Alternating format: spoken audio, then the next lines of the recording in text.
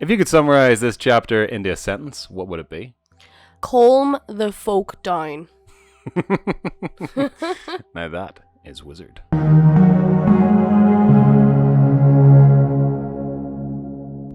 You clones make terrible Jedi.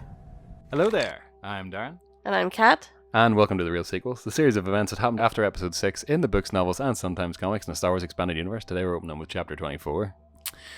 We open Chapter 24 with Leia standing in the Dukkha. The sun had set over the brown hills of Honghr, and the all-too-familiar sense of nervous dread was setting in.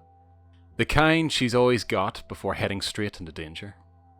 Another few minutes, and her, Chewbacca, and 3PO would be heading into Nistau to free Caparak or die trying. Ah, yes, the alternative version of that 50 Cent movie. Get rich or die trying? Yeah, get Cabarak or die trying. Leia takes a moment to think. The Force is strong in my family. Leia thinks in this phrase that Luke had told her that night before the Battle of Endor. She hadn't believed it then, until her training. Her thoughts, however, dwell on Anakin, and him having the same training, and yet falling and becoming Vader. You're a Jedi, Leia. I'm a what? As he has a knack of doing, 3PO shuffles into the Dukkha, interrupting her thoughts. He tells her of a deacon droid that has been acting odd. The droid seems far too interested in everything. Leia brushes this off, saying that she also knows a quirky droid. 3PO, however, immediately comes to the aid of his friend, saying that R2 is a completely different case. Leia says that she wasn't talking about R2, but she respects 3PO and asks him to keep an eye on the droid for her and sends him on his way. I wonder which droid she was talking about. Would it have been 3PO? 3PO walking away. That bitch. Leia turns again to the history of the Noghri, carved into the Dukkha wall. Do you see an end for our family, Lady Vader?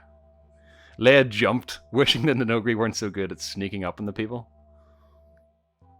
The matriarch asks for her forgiveness, but then pushes her on the question. Leia, however, says that she doesn't possess foresight. Leia explains that she was just thinking about children. About if an evil can be erased from a family, or does it always pass itself on to the next generation? The matriarch says she speaks as if she was new to raising children. Leia says that she is, and she fears for her children because the Empire are trying to take them. The matriarch tells her that she had sent all 4 of her sons into danger, and they're all dead now. Leia grimaced and thought about Caparak, now facing his death just for helping Leia. Then a new line of thought popped into her mind. Is Caparak not your son also? She asked the matriarch. The horrible realization then hit Leia. If Caparak was not her son, but her great-grandson, then how long has this world been like this? The matriarch replied, 48 Noghri years. It's 44 Imperial years. This completely shocked Leia. It wasn't 7 or 8 years as she'd expected, but 44. They've held you like this for 44 years. Her shock turned to anger, and she called Chewie to her. 44 years of lying through their teeth at the Noghri, killing their sons and holding them in slavery. As the heavy footsteps of the Wookiee arrived at the door, Leia demanded Chewie go and get some of the comb grass. She needs to take another look at it. The matriarch asks if Leia still wants to go to Nistau. Now more than ever, she says. But not to hit and run. She's going to the dynasts. It's a bit of a strange request. Get me some grass, Chewie! Why? Just do it! The matriarch had arranged a convoy of 4 speeders to take Leia and some of the Noghri to Nistau. Travelling at a brisk walking pace, the matriarch walked alongside the speeders, joined by an ever-increasing number of Noghri. They reached the edge of Nistau just before sunrise, to find another crowd of Noghri waiting for them.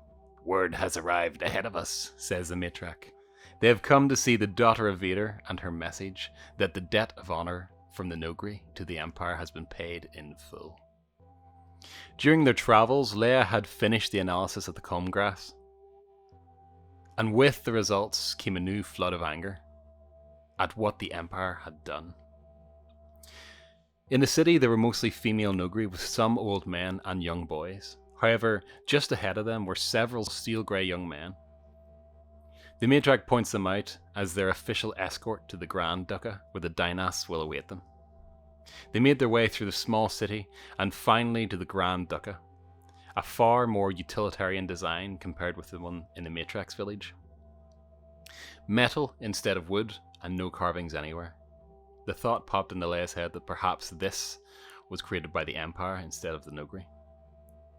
At the top of the stairs of the Grand Duca stood 13 middle-aged males wearing ornate robes, and behind them, with his hands and feet chained, was Kabarak.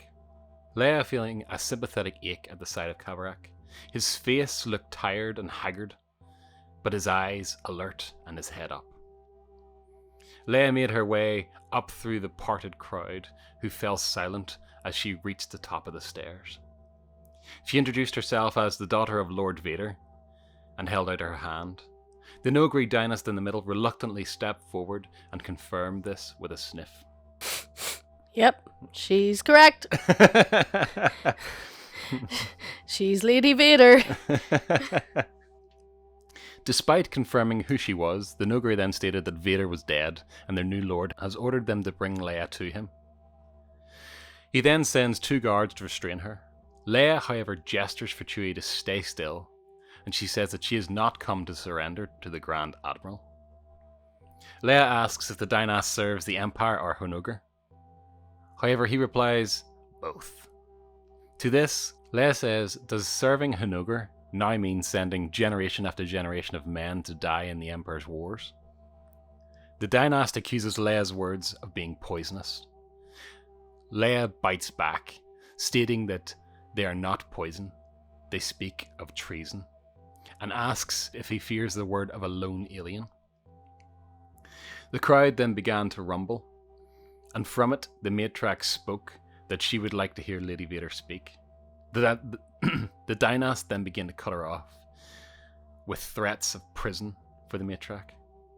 However, as the guards started to move, Leia judged the time to be right, and through the Force, with all the power and control she could manage, her lightsaber snapped from her belt, floated in midair, and ignited. I am not merely the daughter of Lord Vader, she said, putting an edge of controlled anger into her voice. I am the Mal Ariush, heir to his authority and his power. I have come through many dangers to reveal the treachery that has been done to the Noghri people. Will you hear me, or will you instead choose death? This then sparked a moment of silence. All the attention was now on Leia. Irkirm stepped forward and said he would hear what Leia has to say. This sparked a debate between him and Vorkork, who said that Irkirm was only after his clan's honour back. Irkirm hits back with, perhaps I see a chance to save the honour of the Noghri people. He then asks if he stands alone. He did not. 9 out of 13 stood with Irkirm. Leia would be heard. The guards release Leia, and she begins. She tells the Noghri 2 versions of the history of their current predicament. One, the lie about the ship destroying the environment that the Empire told them. And the second, the truth. The soil was not poisoned, she claimed. It was the comb grass. Or rather, the strain that the Empire had been planting. A strain of comb grass that stops other plants from growing. A strain that has poisoned their world.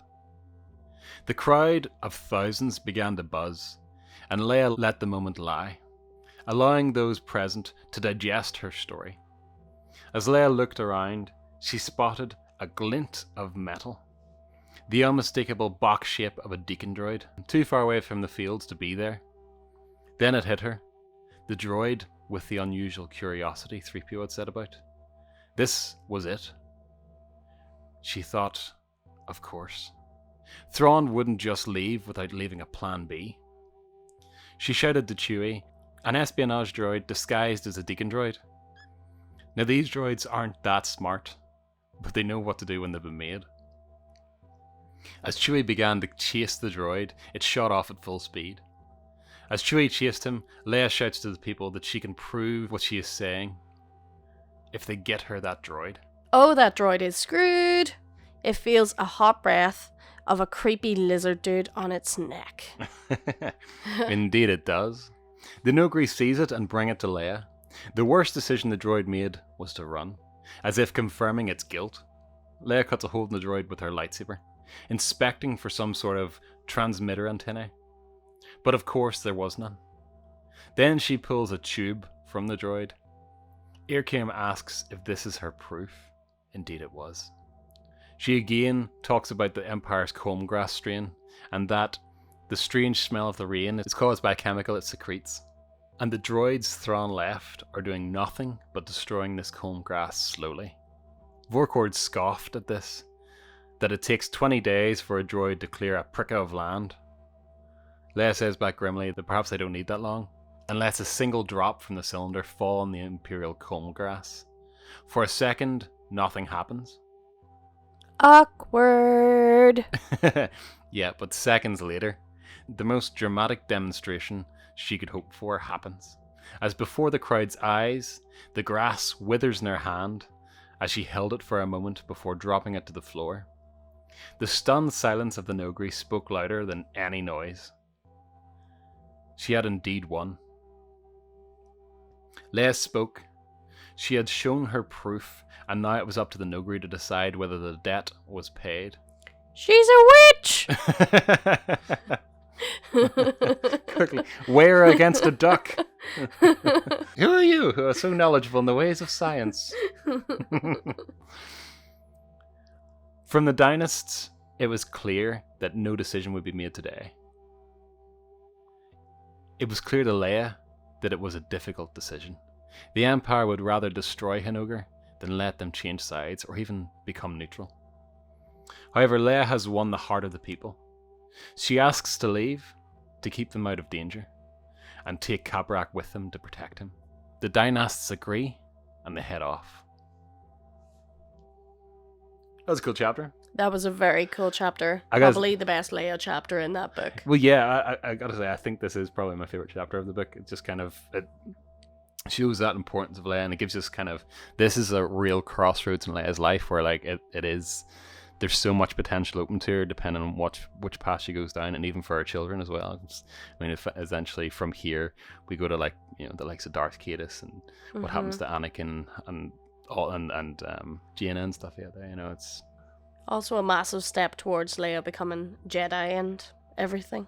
it's really cool. Yes, and Leia's Jedi journey. See, all Leia needed was some grass to make her a Jedi. Yep. Jedi Master Snoop Dogg. Oh yeah, Snoop Doggy Dog. It was all that time in the hothouse. That's about all we've got time for this week. Don't forget to like, share, and subscribe, and we'll see you all next time. Bye. Bye.